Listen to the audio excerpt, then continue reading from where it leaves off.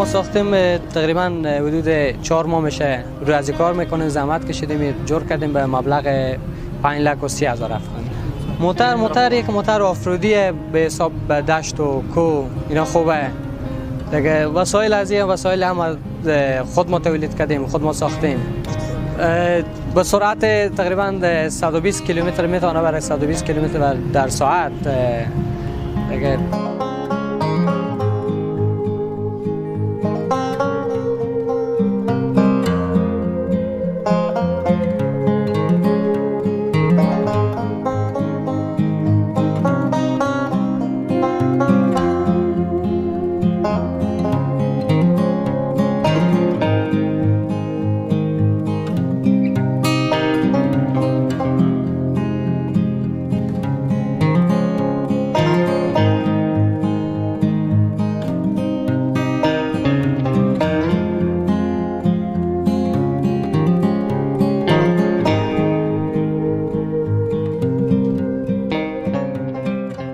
دیگه چیزی بود که شوقی بود، ذوقی بود که موتر بسازم.